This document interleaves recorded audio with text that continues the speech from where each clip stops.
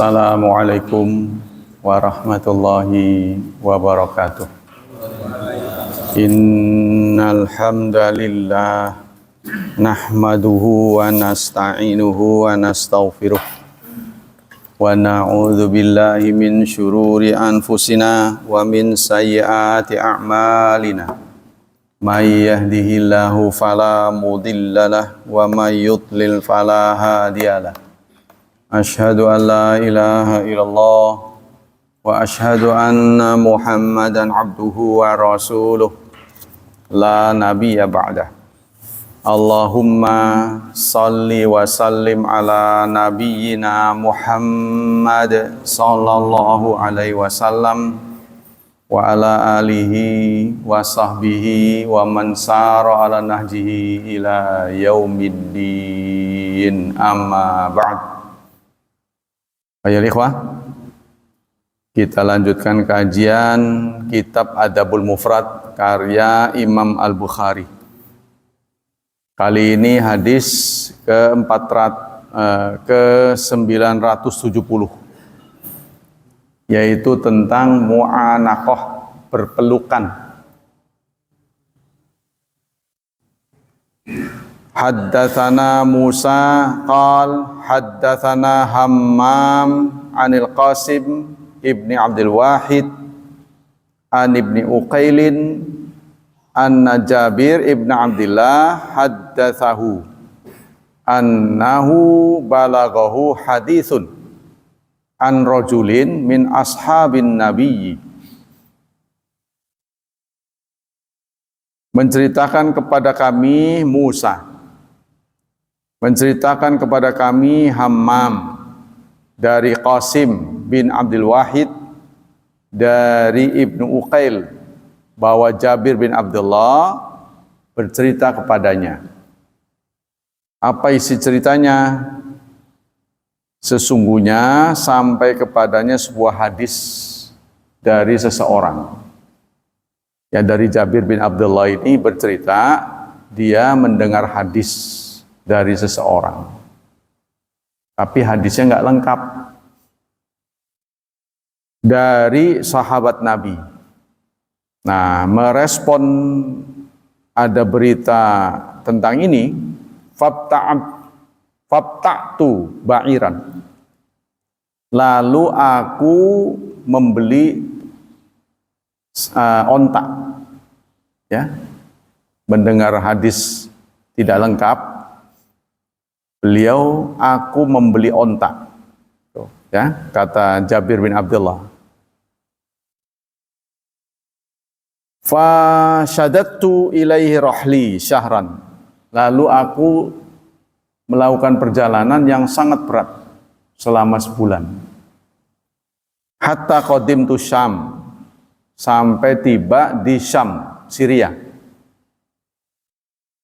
Fa idza Abdullah bin Unais, maka di sana saya berjumpa dengan Abdullah bin Unais.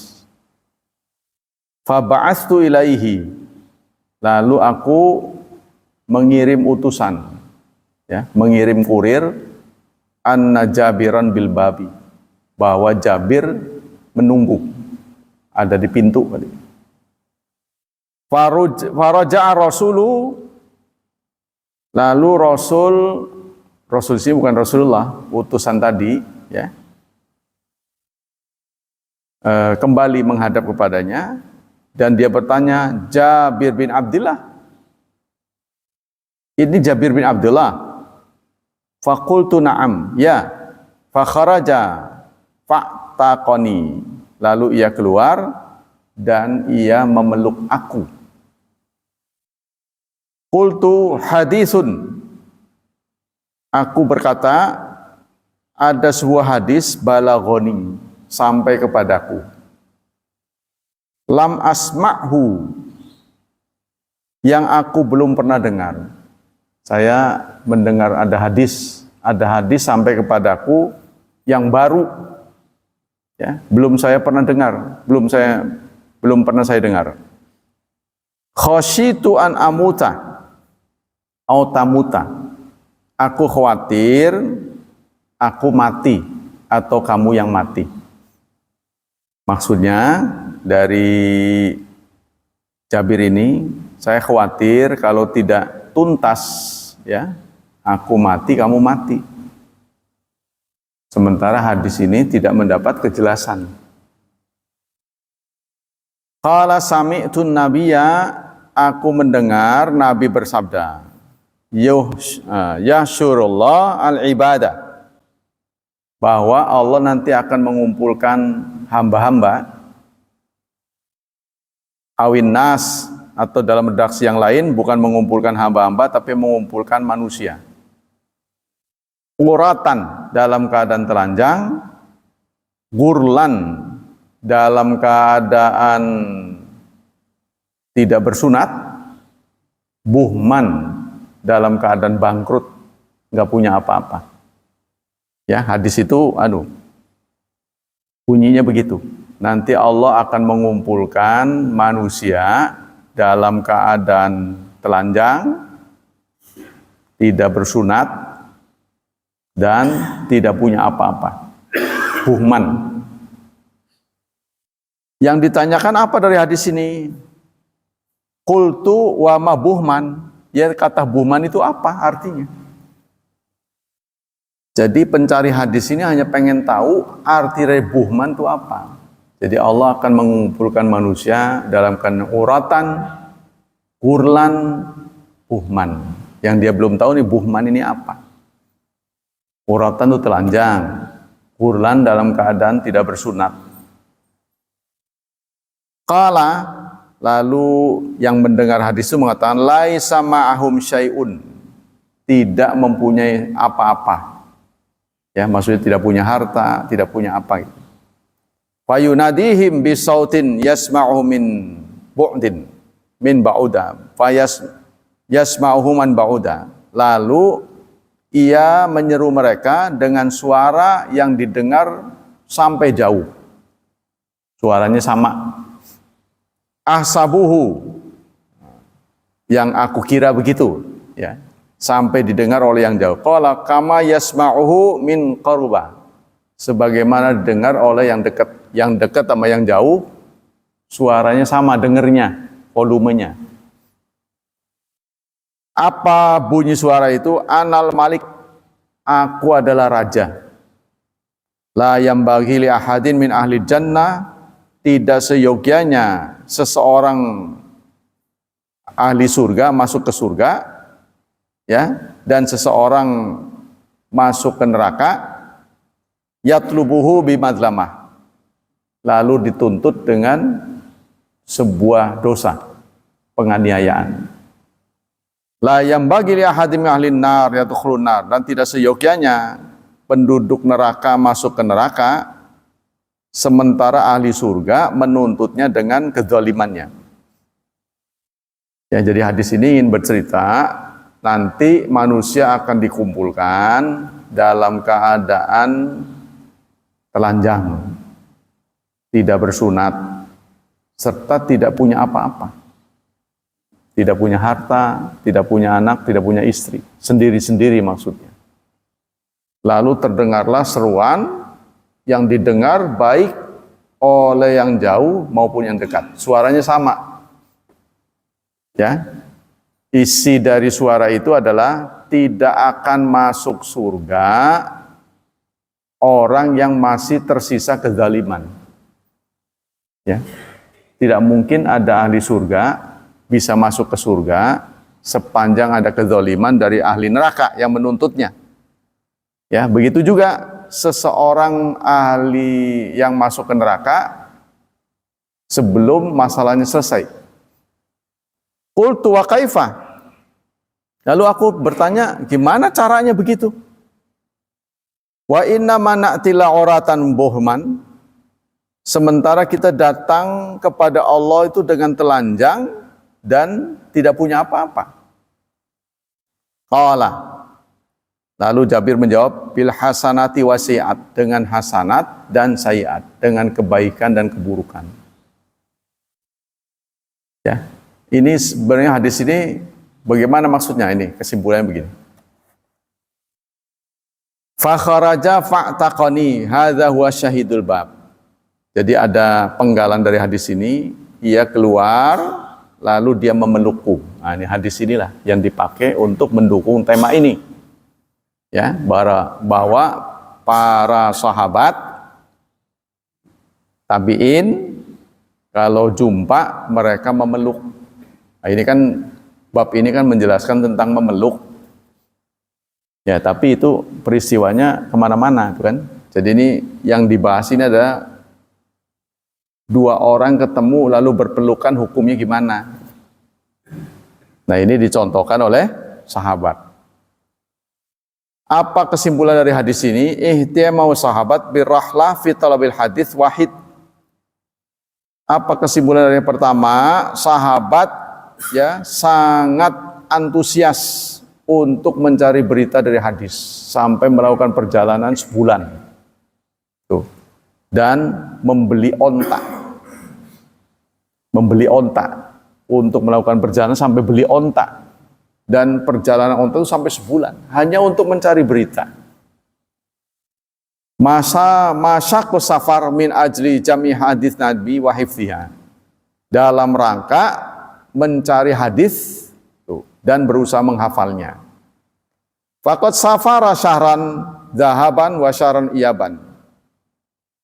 Peristiwa ini dilakukan dengan melakukan perjalanan 1 bulan pulang, 1 bulan pergi, 1 bulan pergi, 1 bulan pulang.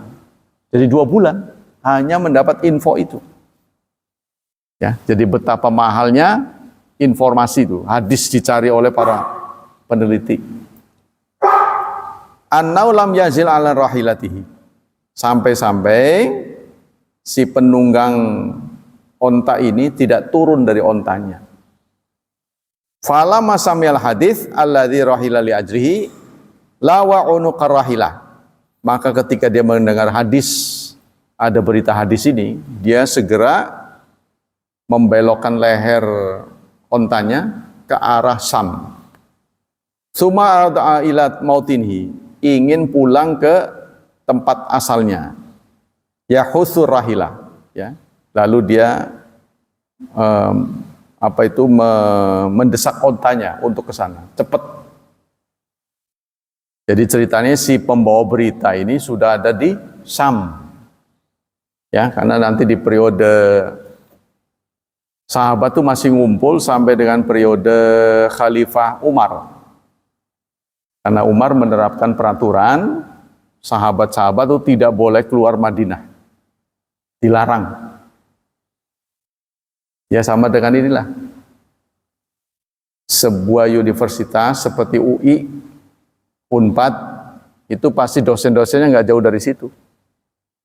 Yang reguler, biasa ngajar, nggak mungkin dia pulang ke Jawa Timur, besok ke situ, nggak mungkin. Ya, pasti mereka milih tidak terlalu jauh, dekat-dekat situ pasti, guru-guru besarnya. Karena kan kalau sampai pulang kan ruwet.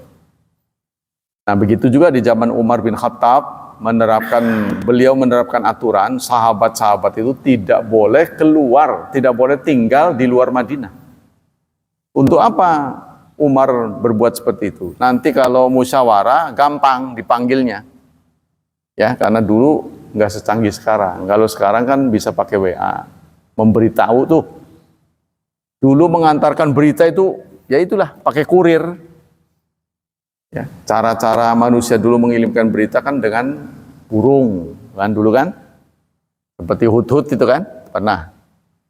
Kemudian dengan kurir, kalau sifatnya sangat rahasia, itu semakin ketat berita itu. Nah, ini sampai melakukan perjalanan pergi, perjalanan pulang, sampai beli onta. Berapa mahalnya berita waktu itu. Wa kullu hadza min ihtimamihim bi ma'rifati sunnati Rasulullah. Semua ini dilakukan karena memandang penting mengetahui sunnah Rasulullah. Jadi hanya untuk mendapat berita, apalagi Imam Bukhari ya. Nah, kita belum cerita ini. Nanti ada buku khusus menceritakan para pencari hadis. Betapa mereka melakukan perjalanan yang begitu jauh. Dulu bagaimana ceritanya hadis sampai ke tangan kita. Sampai-sampai sekarang dunia barat tunduk. Dunia barat nggak bisa ngeritik. Kehabisan cara untuk mengeritik berita yang ada di dalam hadis. Bagaimana mungkin mereka ya dengan tempat tinggal yang terpencar bisa sama. Imam Bukhari dan Muslim kan dua orang yang terpencar. Dia nyari masing-masing. Gimana dalam bentuk perjalanan itu memang kalau bisa sih pakai ada videonya ya. Imam Bukhari lahir di sini, terus dia ngapain aja seumur segini. Nah, terus bagaimana mulai beliau meneliti hadis tuh sampai melakukan perjalanan kemana-kemana gitu, jadi tahu tuh gambar. Nah, dengan pembekalan seperti itu kita mendapat gambaran betapa mahalnya hadis sampai ke tangan kita. Kalau kita mah sekarang cuman beli, ngaji gitu. Yo. Wamin da'bihim ala talabil ilmi, dan begitu semangatnya pendahulu kita untuk mencari ilmu. Wa hifdhihi, menghafalnya, wa jam'ihi, dan mengumpulkannya, lil amali bihi, untuk diamalkan, wa da'wa ilaihi, dan kepentingan dakwah. Jadi informasi amat penting. Li iqamati amrillahi ta'ala fi ardihi, untuk apa? Menegakkan perintah Allah di buminya. Ya kalau dulu sahabat tidak punya semangat untuk mencari hadis, ya kita nggak dapat informasi banyak. Ya, contohnya tafsir Tobari itu Allah takdirkan masih utuh. Di dunia ini, pada saat itu di dunia hanya dimiliki oleh satu orang, tafsir Tobari. Tafsir yang paling kuno sebelum Ibnu Katsir. Jadi Ibnu Katsir itu merupakan ringkasan dari Tobari. Tobari itu bisa berjilid-jilid, ya, mungkin sekitar di atas 10 lah. Masih ada sekarang. Nah itu transkripnya itu cuma dimiliki satu orang pada awalnya. Ya untung masih ketemu, ya, karena di zaman Genghis Khan literatur umat Islam itu banyak yang dibuang ke sungai. Jahatnya begitu. Sehingga karya ulama, contoh Ibnu Taimiyah mungkin ratusan, yang sampai ke kita sedikit. Itu banyak yang terbuang. Ya. Yang kedua, masyru'iyatil mu'anaqah waqta istiqbalid dhaif al-qadimin masafa al-ba'ida.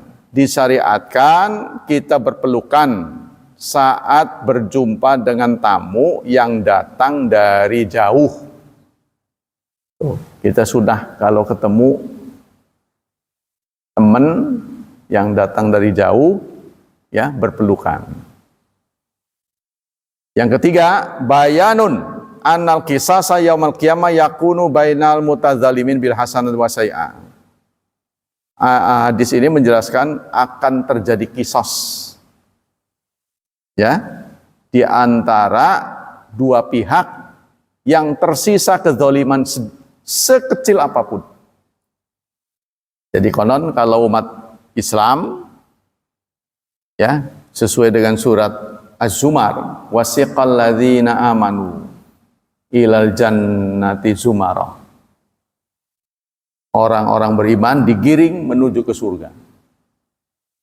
Ya, kemudian wa futihat abwabuha. Di sana kalau untuk orang beriman ada kata wawunya. Wasiqal ladzina amanu ilal jannati zumara hatta idza ja'uha. Anehnya harusnya kalau menurut grammar tidak ada wawunya. Hatta idza ja'uha futihat harusnya. Tapi dalam Quran wa futihat. Apa akibatnya ada wa futihat?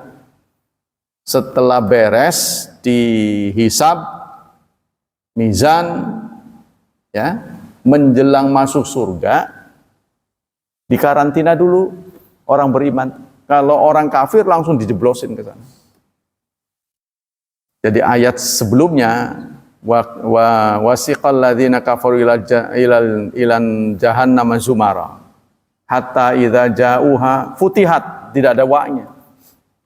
Jadi orang kafir setelah sampai di gerbang jahanam, ya, tidak disuruh nunggu lagi, langsung dijeblosin. Tapi orang beriman setelah sampai di gerbang surga suruh nunggu. Ya, ditanya masih ada nggak unek-unek? Ada nggak di antara kalian yang kurang puas terhadap hasil ini? Ya. Mungkin saja ada yang menuntut. Masih ada. Ya, karena saya ingat orang ini dulu banyak kesalahannya, kok bisa masuk surga, contohnya begitu. Nah, itu nanti diputuskan di situ. Jadi ketika masuk ke surga sudah tidak ada. Ya, wa naza'na kami cabut tuh gilan lil ladzina amanu, unek-unek yang ada di dalam hati orang beriman.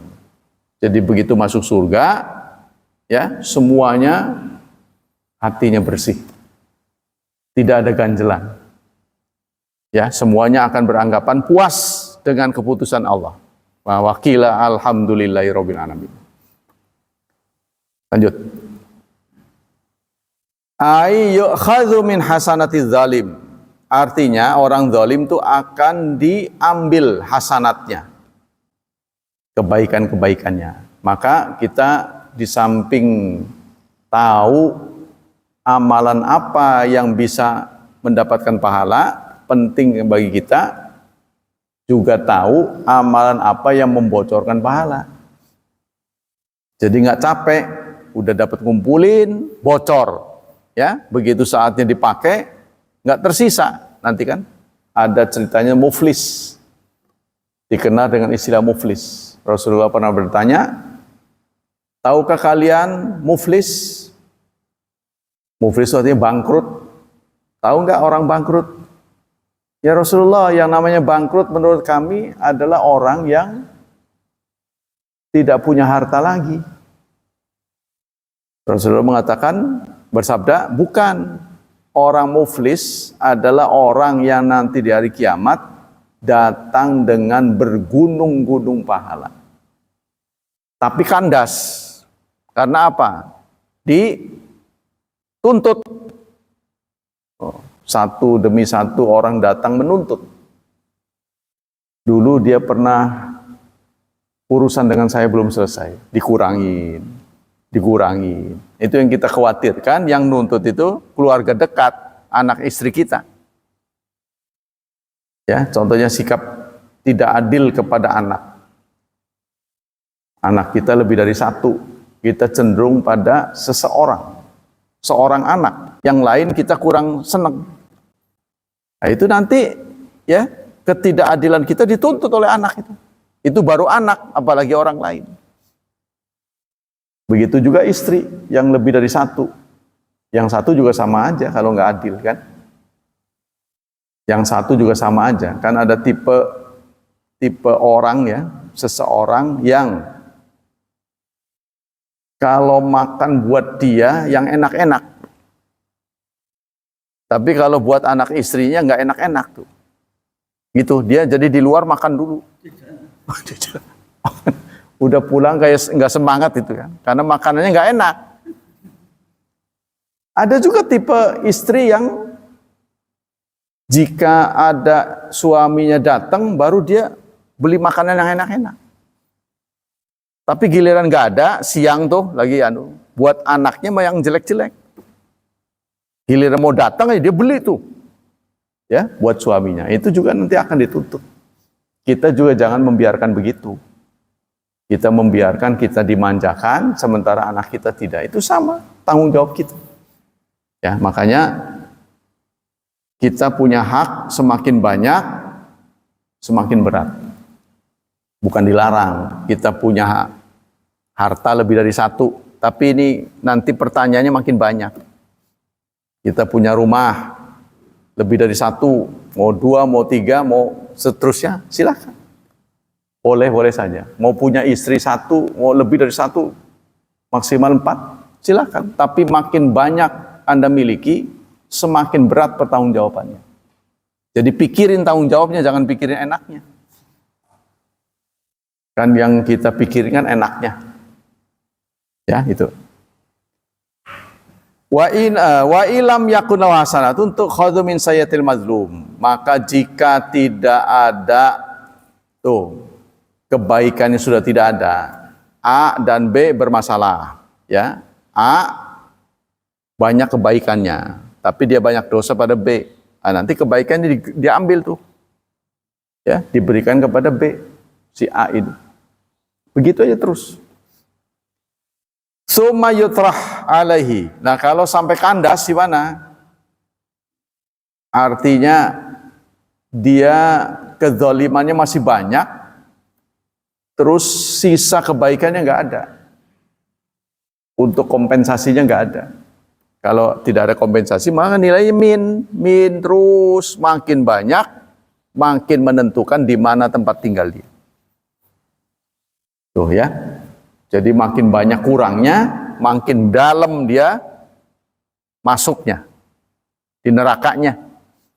Tuh, kalau nilainya cuma sedikit, ya di ngambang doang lah. Icip-icip doang.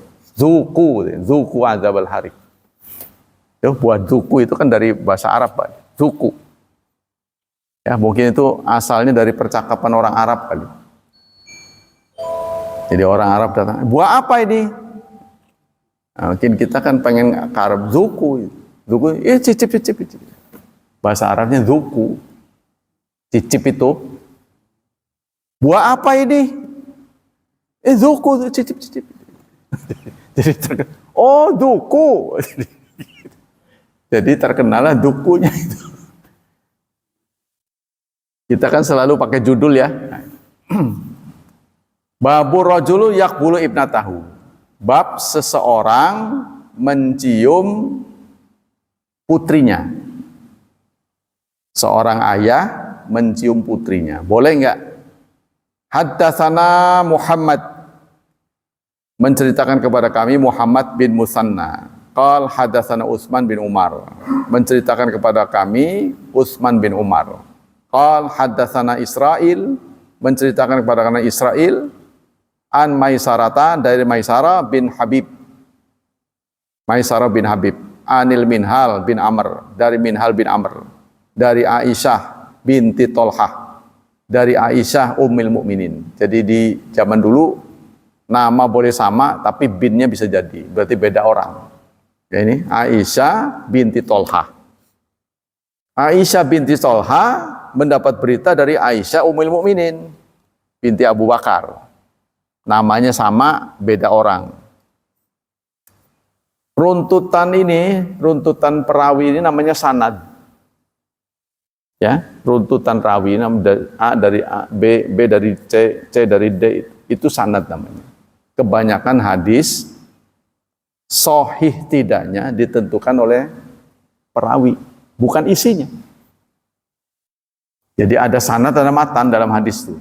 Kalau matan redaksinya, kalau sanad pemberitanya, ya wartawannya siapa? Wartawan hadisnya. Nah, kebanyakan gangguan pada hadis sehingga kualitasnya itu valid atau tidak valid, sahih atau tidak sahih, ditentukan oleh sanadnya. Emang matannya ada yang nggak cocok, nggak sahih, matan dikritik, dilihat matan itu benar atau tidak, diseimbangkan dengan Quran. Ya, jadi parameter matan itu Quran, tapi parameter sahih tidaknya ini dari sanadnya, dari orang-orangnya.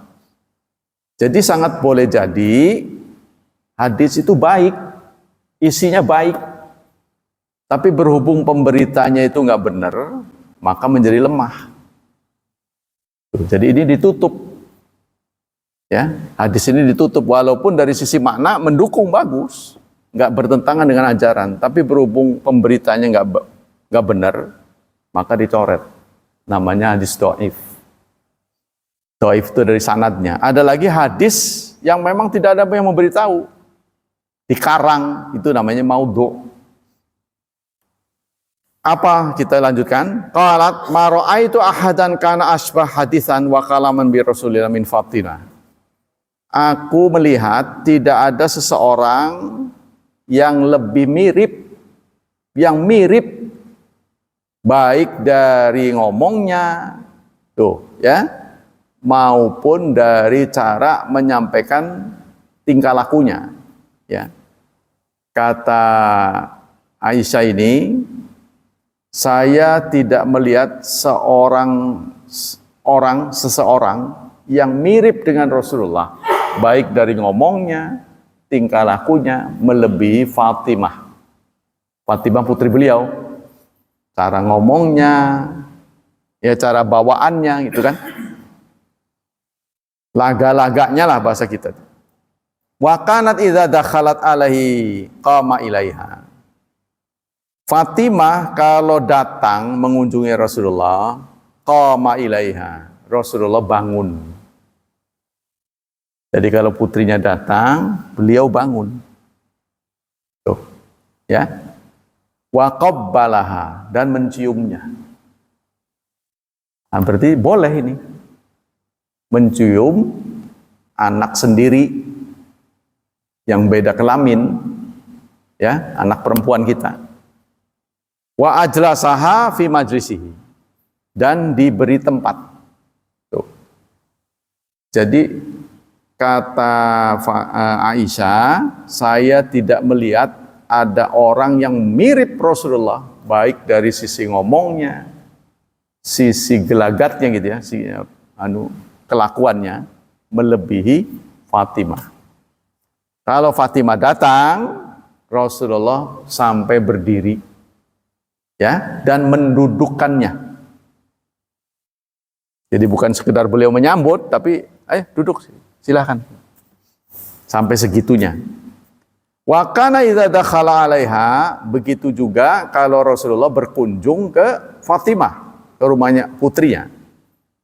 Qamat ilaihi, beliau pun berdiri. Fatimah menyambut ayahnya datang.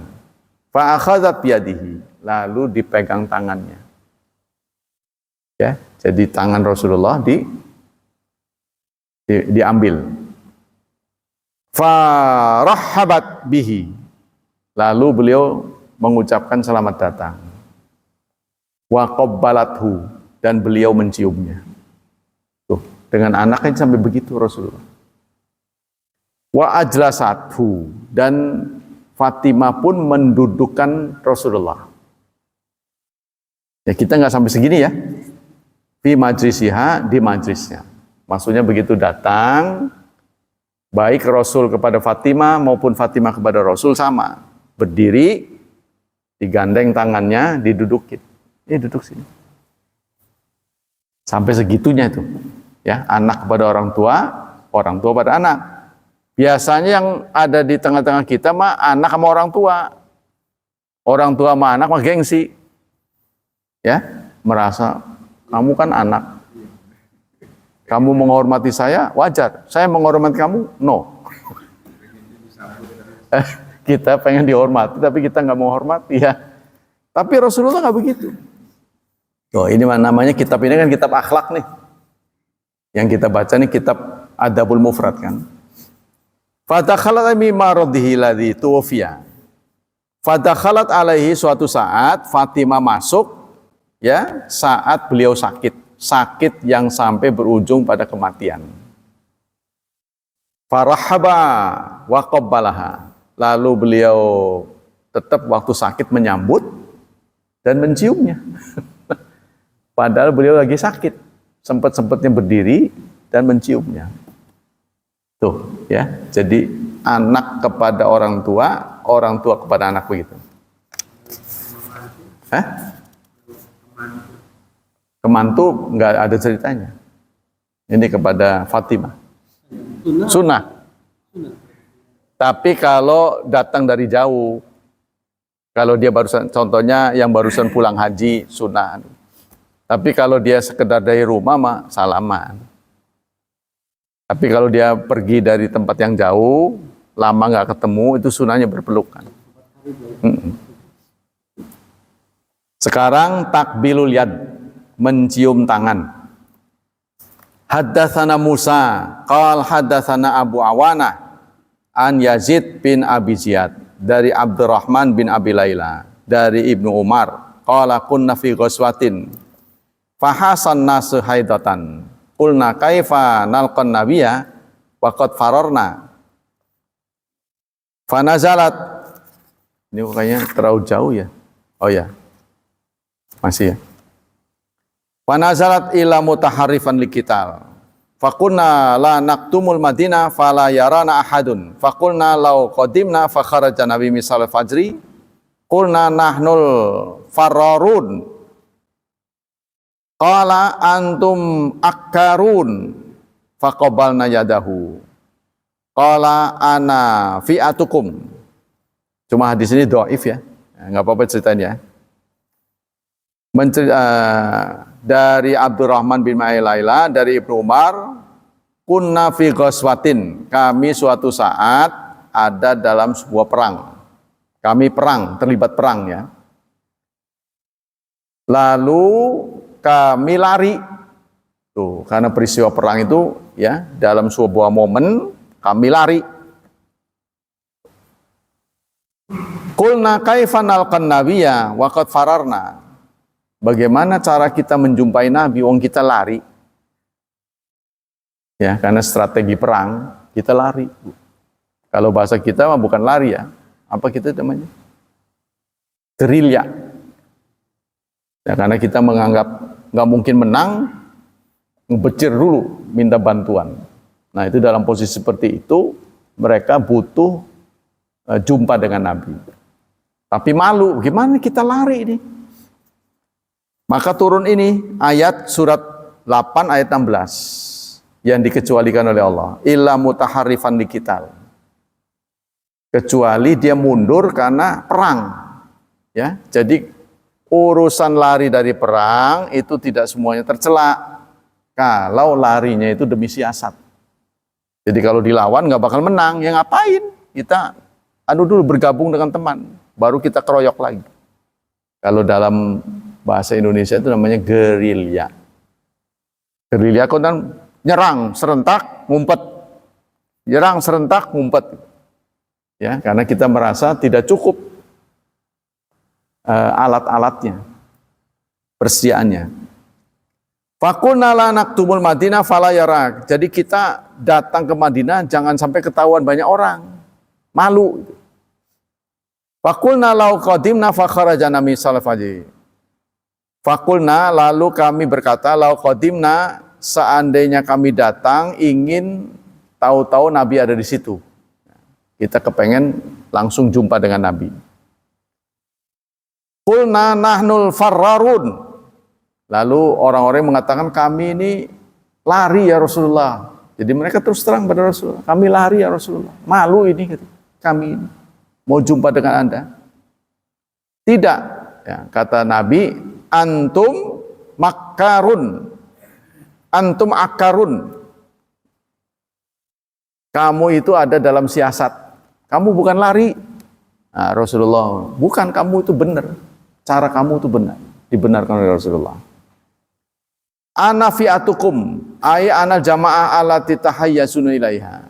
Lalu dia berkata, saya termasuk setuju dengan cara kalian. Apa kesimpulan dari hadis ini? Hadis ini sampai di situ aja ya. Tapi menurut derajat hadis, hadzal hadis isnaduhu dhaif. Isnadnya dhaif. Walaupun dicantumkan di kitab Adabul Mufrad karya Imam Bukhari. Ya. Yazid bin Abi Ziyad al-Hashimi dhaif. Kenapa dhaif? Karena ada perawi hadis namanya Yazid bin Abi Ziyad al-Hashimi. Ya. Dia dianggap dhaif kabura karena faktor umur. Fataghayyara, lalu berubah pendapatnya. Jadi begini, ada berita ya dari susunan perawi-perawi itu ada seseorang nih ketika dikonfirmasi dia bingung. Ini dari Bapak, apa benar Bapak mendengar begini? celelengan. Padahal dari dia, hanya faktor umur. Jadi boleh jadi hadis ini benar, tapi karena faktor umur, saya yang cerita ya. Ya kan saya dapatnya dari Bapak. Bingung. Nah, ini orang ini terus dikasih tanda. Wah, udah berubah ini mah. Jadi ditita ini. Tuh, dikasih tanda, wah doif. Turun hadis. Tuh, salah satu penyebab kedoifan hadis itu karena di luar kemampuan kita. Faktor tua, terus memorinya hilang. Apa namanya itu? Demensia ya? Iya. Iya, pikun kalau bahasa kita, bahasa sederhananya pikun. Iya, Alzheimer. Ya kan warga kita juga ada yang tidak berangkat haji gara-gara begitu. Ya, makanya ada doa kita kan wa na'udzubika min adzalil umur. Ada salah satu doa, aku berlindung kepadamu dari hinanya umur. Waktu muda kepengen umur panjang, dikasih umur panjang pikun minta lagi. Kan dalam ayat surat Yasin ada tuh, waman nu'ammirhu nunakkisu fil khalq. Barang siapa yang kami panjangkan umurnya, maka akan kembali seperti dulu. Dulu beser lagi. Dulu ompong lagi. Begitu, kembali kepada kanak-kanak. Sampai sifatnya kayak anak-anak. Ya, karena terlalu banyak memori, kadang-kadang tertawa sendiri. Nangis. Itu kalau orang sudah tua sekali. Sehingga orang barat ya tidak ada yang mau pelihara orang yang sudah tua, maka ditaruh di panti. Ditaruh di panti. Sekarang soal panti ini saudara, bukan saja nyerang orang tua tapi anak-anak. Saking sibuknya orang tua sampai ditaruh ke panti. Wah, itu pokoknya urusan gimana? Ya, sampai segitunya, saking sibuknya orang tua. Sudah kurang kasih sayang. Pengen punya anak, tapi nggak mau ngurus anak. Ya, nanti akan kena hukuman. Hukumannya apa? Anaknya nggak sayang. Anaknya nggak sayang nanti. Coba lihat aja. Tapi ya nggak semua berlaku sih. Ada orang yang memperlakukan dia begitu, kebetulan anaknya soleh. Ya sebejat-bejatnya orang tua tetap harus dihargai gitu kan. Saran-saran dari ustadz-ustadz kan. Jadi dia tetap baik sama orang tuanya. Itu beruntung itu, Mak. Ya, jadi orang baik, orang soleh itu jadi anak atau jadi orang tua tetap aja bagus. Ya, kalau kita jahat, kita nggak peduli pada anak, kebetulan Allah memberi keberuntungan, anak kita soleh, wis lah pokoknya. Itu ghanimah. Betul-betul keberuntungan. Pasti dia selalu ingat kita. Nah, kita kembali ke sini. Apa kesimpulan dari hadis ini? Ibahatul iltija ila rasul idza taral khauf awil hazima ala ta'ifah allati taqum wara al jaisi wa hadza fi hayati. Boleh berlindung kepada Rasul. Jadi kita boleh meninggalkan teman lagi perang tuh karena menurut kita situasinya tidak mendukung. Kalau kita serang, setor nyawa aja itu mah. Wah ini nggak bisa begitu. Ya kan boleh jadi dalam perang itu terjadi khilafiyah. Terjadi ikhtilaf. Boleh jadi tuh satu rombongan. Ada yang ngomong, oh kita lawan saja. Tapi kita berpendapat kalau dilawan setor nyawa. Janganlah, bakalnya kalah buat apa? Lebih baik kita mundur dulu. Kita minta bantuan, nanti kita serang lagi. Wah nggak bisa kamu pengecut. Nah, bisa terjadi begitu tuh. Ya, nah orang ini rupanya diam-diam meninggalkan tempat perang, dia lari menuju Rasulullah. Dibenarkan oleh Rasulullah sikapnya itu. Ya, tidak dihukum, tapi mereka sendiri merasa kayak kasus taun. Pernah terjadi wabah kolera yang orang sebut COVID ini mirip taun.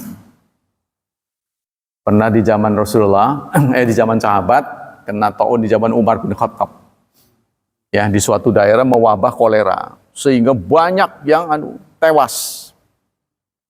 Lagi perang itu. Lalu Umar berniat mengunjungi. Nah, kata di sana, sebaiknya engkau jangan ke sana karena lagi wabah. Kita pulang aja. Lalu Umar mengambil sikap pulang ke Madinah. Tapi komandannya tetap ngotot. Masa anak buah lagi kena musibah kita malah meninggalkan? Pengecut namanya. Tuh kan? Maka orang mengkonfirmasi sikap Umar. Kan beliau sahabat senior. Kok Anda mengambil tindakan pergi, pulang? Keluarlah sebuah omongan, afiru minal qadar ila qadar. Saya lari dari qadar menuju qadar yang baru. Kalau kita sudah pastikan akan konyol, ya kenapa kita tidak mengambil tindakan kita? Kita udah tahu bakalnya nggak benar ini. Kenapa kita harus ngerangsek ke situ terus? Nah, Umar bin Khattab selamat. Tidak tewas. Tapi komandan tadi yang ke sana, jenderal, meninggal karena kolera. Jadi bagaimana itu dua sahabat saja memandang takdir berbeda. Makanya tentang takdir ini menjadi pembincangan sampai sekarang, perbincangan sampai sekarang. Iya, kita kalau menghadapi musibah ini baiknya terus apa enggak? Gitu, contohnya dalam menyikapi musibah. Waktunya sudah habis ya, kita ganti pelajaran. Bismillahirrahmanirrahim.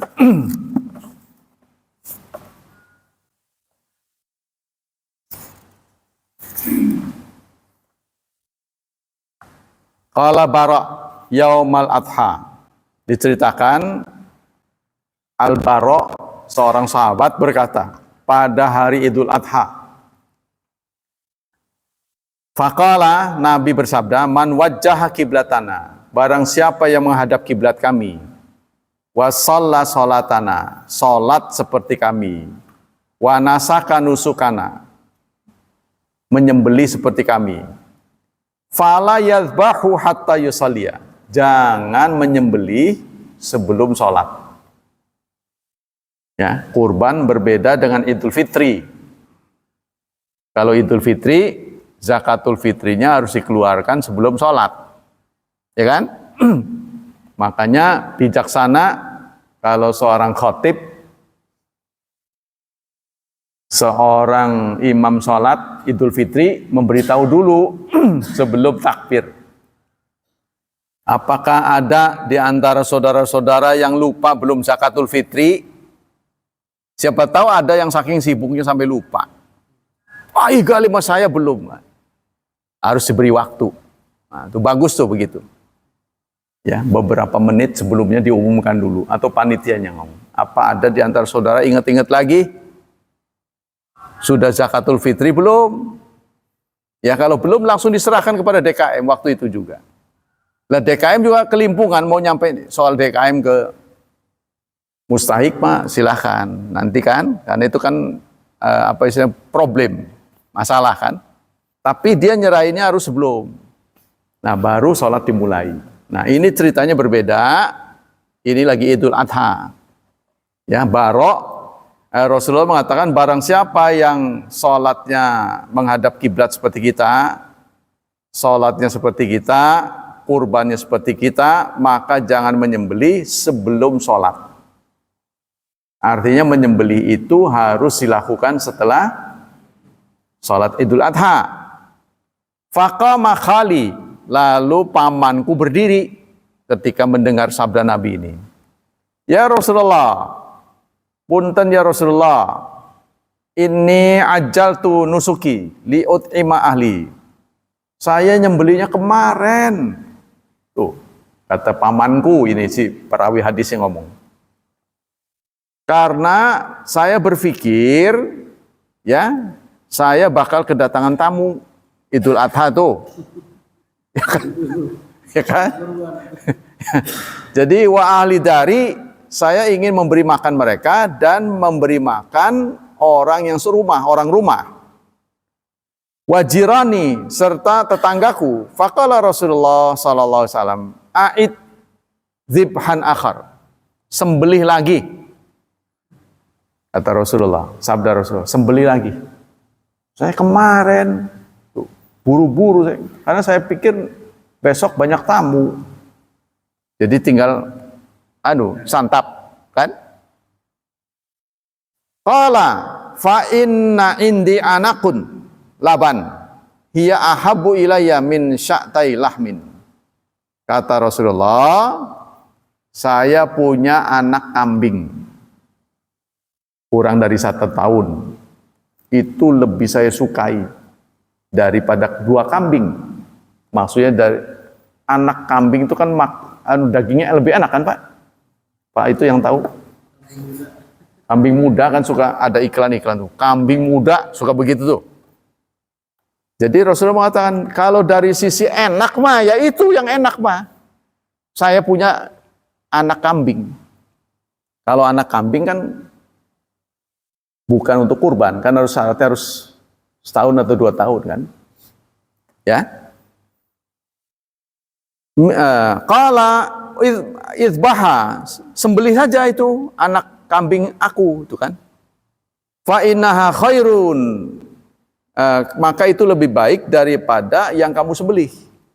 Wala taqdi jaza'atun an ahad ba'daka, tapi jangan diulangi lagi.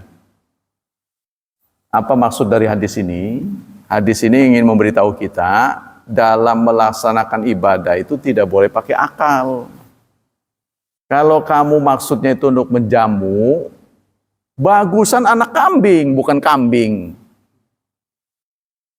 Tuh, kalau soal rasa mah kan dia berniat untuk menjamu. Menjamu tamu kan perbuatan baik. Iya, memang perbuatan baik, tapi kurban itu kalau belum waktunya nggak bisa. Orang ini kan tetap angel, karena dia cuma punya 1, udah keburu disembelih.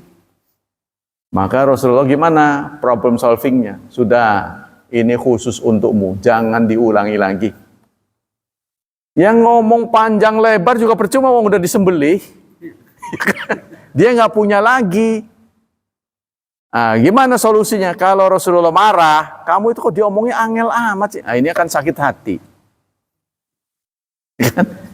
Namanya juga punya 1, udah keburu disembelih. Maka Rasulullah mau kalau soal rasa mah angguran anak kambing, jangan kambing. Ya sudah, ini khusus untukmu, tolong jangan diulangi lagi. Dan tidak boleh untuk orang yang lain. Apa maksud Rasulullah? Ini dipahami oleh pakar, Rasulullah itu memberikan jawaban yang tidak menyakitkan. Sebab kalau Rasulullah tetap membuka diskusi, yang ada dia sakit. Nah, kamu sih nggak nanya dulu, contohnya begitu. Udah nggak ngerti, nggak nanya, kan sakit ya. Nggak bisa ada perbaikan kan, namanya sudah disembelih. Ya contohnya, waduh ya nggak salah, kamu nggak diterima kalau begitu. Wah, sakit juga. Sementara itu perbuatan sosial. Jadi kalau perbuatan sosial yang salah, kritiknya itu nggak sebanyak itu. Seperti yang ada dalam surat 2 ayat 271. Ya.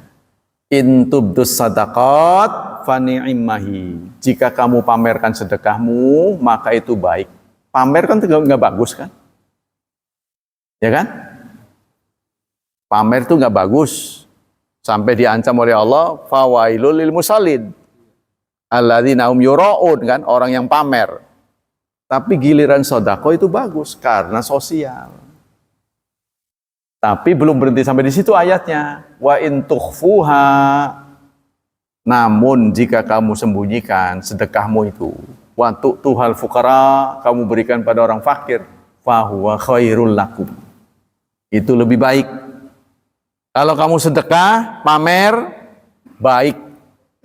Titik. Baik saja. Ya kan? Tapi kalau kamu sedekah, tidak pamer, lebih baik.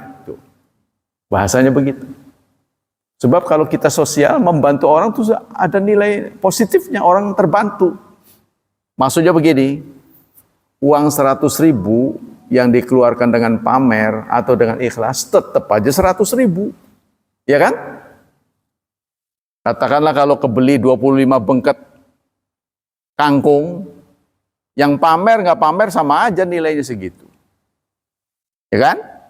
Yang membedakan apa? Akhiratnya, ketulusan hatinya. Nah, maka ketulusan hatinya itu disebut dengan itu lebih baik. Sementara sholat, kamu pamer nggak pamer, orang lain tidak terdampak, cuma dapat ngeliat saja gitu kan? Benar kan? Kalau sedekah kan orang terbantu. Itu tuh. Yang pamer ini kan yang sedekah. Yang nerima kan belum tentu pamer. Orang yang nerima sedekah kan belum tentu pamer. Dia nerima dengan ikhlas, lagi butuh. Yang bermasalah kan yang ngasih nih. Nah, itu berarti problem solving. Nah, nanti lain kali kalau kamu berikan ya dengan sembunyi, diberikan pada orang yang tepat, maka Allah janjikan khairul lakum. Bukan sekedar lebih baik, tapi Allah ampuni dosanya. Tuh. Jadi orang yang mendengar, oh begitu. Nggak sakit ya. Karena dia sudah memberikan pamer, waduh. Ya, merasa apa ya namanya. Kata orang tuh kapiran amat ya. Waduh, nyesel saya. Merasa nyesel. Lanjut. Qala lailatan usya bihi ra'aitu Musa fa idza rajulun darbun rajulun. Waktu saya Isra, saya melihat Nabi Musa. Ya. Nabi Musa itu kurus. Tapi kurusnya nggak kebangetan, sedang lah. Kurus, ya maksudnya apa? Slim ya. Langsing gitu. Bukan kurus kurang makan bukan. Ya. Ka'annau min rijali syanu'ah, seperti orang dari Yaman. Saya melihat Nabi Musa, ya, posturnya kayak orang Yaman. Wa ra'aitu Isa, saya juga melihat Nabi Isa. Fa idza huwa rajulun rab'atu ahmar. Beliau kulitnya merah. Ya, posturnya sedang, kulitnya merah. Nanti di hadis yang lain, saudara,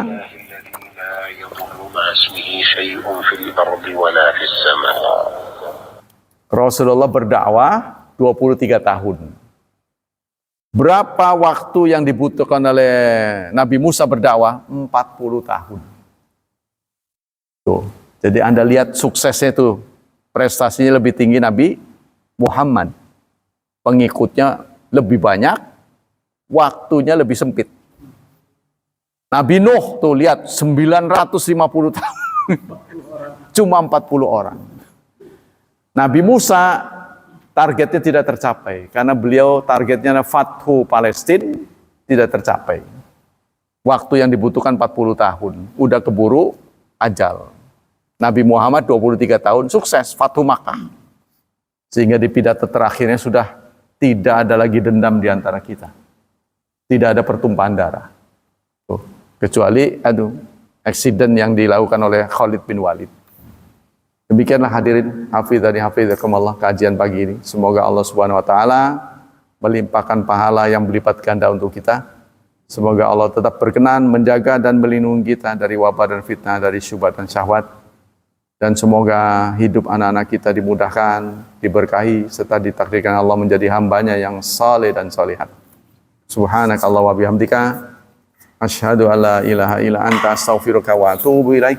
Wassalamualaikum warahmatullahi wabarakatuh.